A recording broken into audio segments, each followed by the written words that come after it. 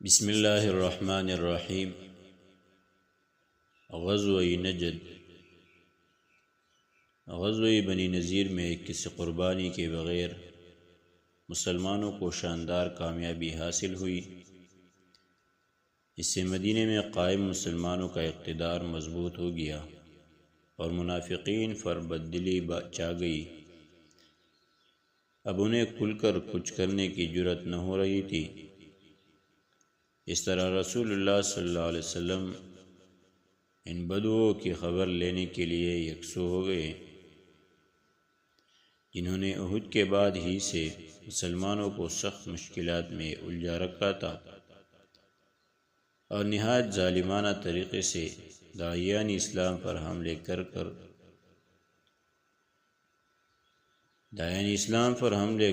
کے انہیں موت کے گھاٹ اتار چکے تھے، اور اب ان کی جرأت اس حد تک بڑھ چکی تھی کہ وہ مدینے پر چڑھائی کی سوچ رہے تھے۔ چنانچہ غزوہ بنو نذیر سے فارغ ہو کر رسول اللہ صلی اللہ علیہ وسلم ابھی ان بدعہدوں کی تادیب کے لیے اٹھے بھی نہ تھے کہ آپ صلی اللہ علیہ وسلم کو اطلاع ملی کہ بنی غطفان کے دو قبیلے بنو محارب اور بنو ثعلبہ لڑائی کے لیے بدو اور اعرابیوں کی نفری فراہم کر رہے ہیں۔ اس خبر کے ملتے ہی نبی صلی اللہ علیہ وسلم نے نجد پر یلغار کا فیصلہ کیا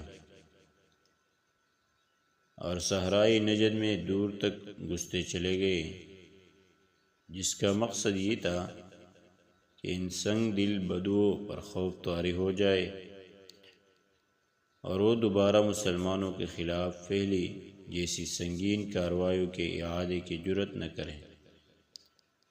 ادھر سرکش بدو جو لوٹ مار کی تیاریاں کر رہے تھے، مسلمانوں کی اس اچانک یلغار کی خبر سنتے ہی خوفزدہ ہو کر بھاگ کھڑے ہوئے اور پہاڑوں کی چوٹیوں میں جا دبکے۔ مسلمانوں نے لٹیرے قبائل پر اپنا رعب و دبدبہ قائم کرنے کے بعد امن و امان کے ساتھ واپس مدینے کی راہ لی۔ اہل سیر نے اس سلسلے میں ایک متعین غزوے کا نام لیا ہے، جو ربیع الآخر یا جمادی الاولیٰ 4 ہجری میں سرزمین نجد کے اندر پیش آیا تھا، اور وہ اس غزوہ کو غزوہ ذات الرقاع قرار دیتے ہیں۔ جہاں تک حقائق اور ثبوت کا تعلق ہے تو اس میں شبہ نہیں ان ایام میں نجد کے اندر ایک غزوہ پیش آیا تھا، کیونکہ مدینہ کے حالات ہی کچھ ایسے تھے۔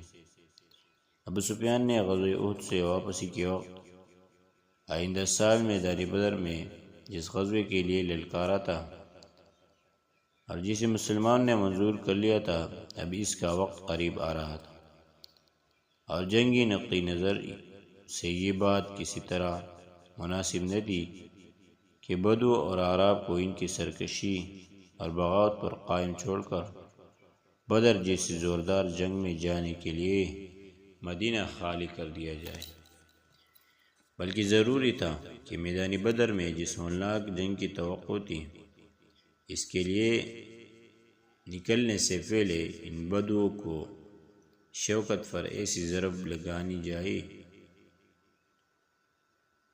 کہ انہیں مدینے کا رخ کرنے کی جرأت نہ ہو۔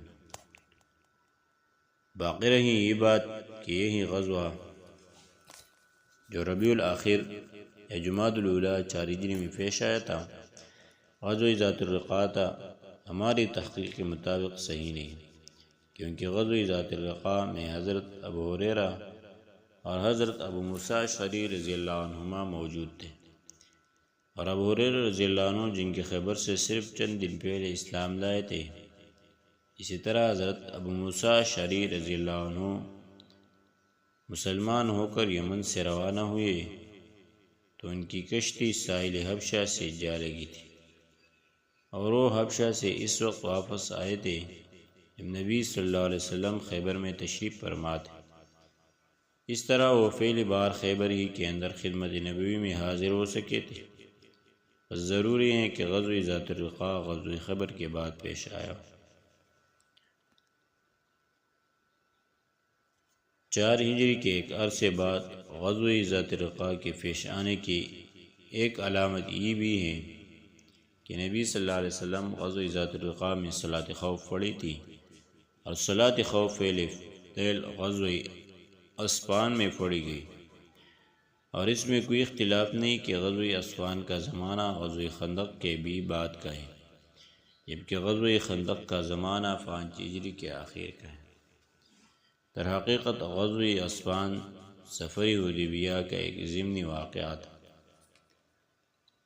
اور سفر حدیبیہ 6 ہجری کے اخیر میں پیش آیا تھا، جس سے واپس آ کر رسول اللہ صلی اللہ علیہ وسلم نے خیبر کی راہ لی، اس لیے اس اعتبار سے بھی غزوہ ذات الرقاع کا زمانہ خیبر کے بعد ہی ثابت ہوتا ہے۔ غزوہ بدر دوم اعراب کی شوکت توڑ دینے اور بدو کے شر سے مطمئن ہو جانے کے بعد مسلمانوں نے اپنے بڑے دشمن قریش سے جنگ کی تیاری شروع کر دی، کیونکہ سال تیزی سے ختم ہو رہا تھا اور احد کے موقع پر طے کیا ہوا وقت قریب آتا جا رہا تھا، اور محمد صلی اللہ علیہ وسلم اور صحابہ کرام کا فرض تھا کہ میدان کاریزار میں ابو سفیان اور اس کی قوم سے دو ہاتھ کرنے کے لیے نکلے، اور جنگ کی چکی اس حکمت کے ساتھ چلائے کہ جو فریق زیادہ ہدایت یافتہ اور پائیدار بقا کا مستحق ہو، حالات کا رخ پوری طرح اس کے حق میں ہو جائے۔ چنانچہ شعبان 4 ہجری جنوری 626 عیسوی میں رسول اللہ صلی اللہ علیہ وسلم نے مدینہ کا انتظام حضرت عبداللہ بن رواحہ رضی اللہ عنہ کو سونپ کر اس طے شدہ جنگ کے لیے بدر کا رخ فرمایا۔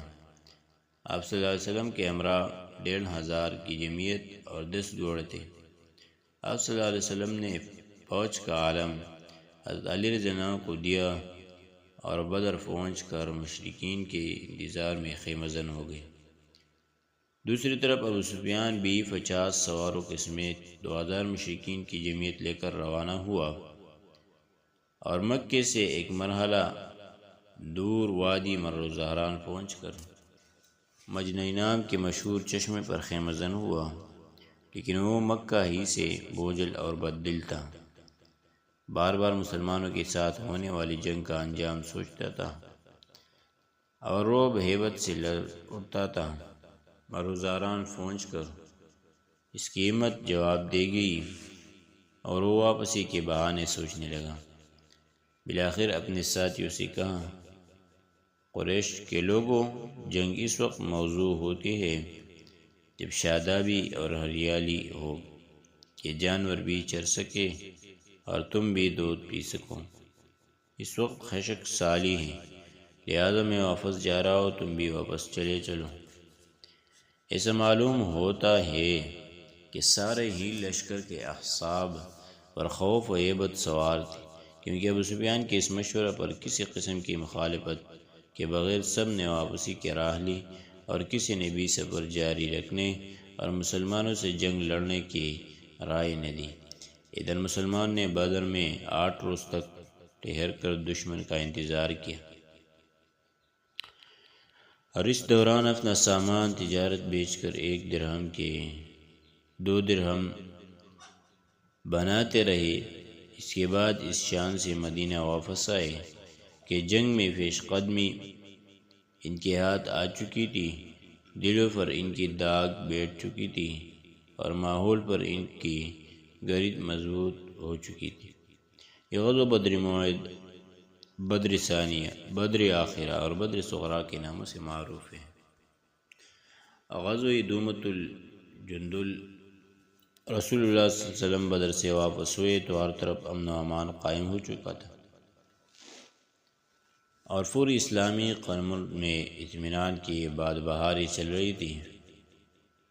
اب آپ صلی اللہ علیہ وسلم عرب کے آخری حد تک توجہ فرمانے کے لیے فارغ ہو چکے تھے،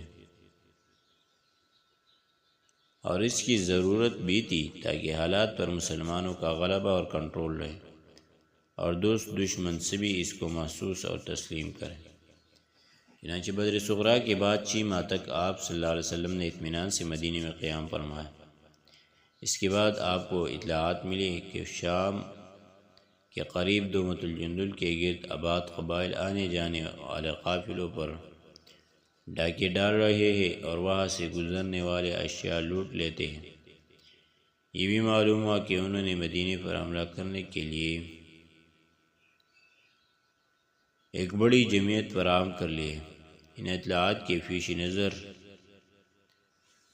رسول اللہ صلی اللہ علیہ وسلم نے سبا بن عرفتہ غفاری رضی اللہ عنہ کو مدینے میں اپنا جانشین مقرر فرما کر 1000 مسلمانوں کی نفری کے ساتھ کوچ فرمایا۔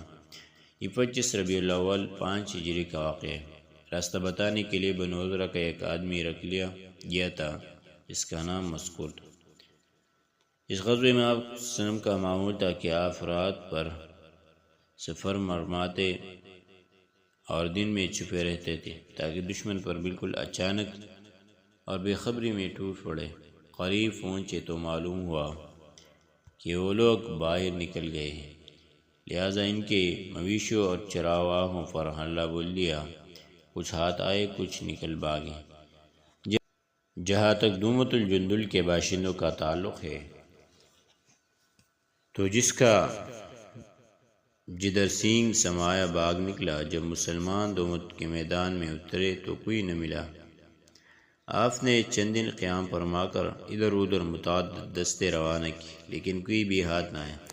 بالآخر آپ مدینہ پلٹ آئے۔ اس غزوے میں عیینہ بن حصن سے مصالحت بھی ہوئی۔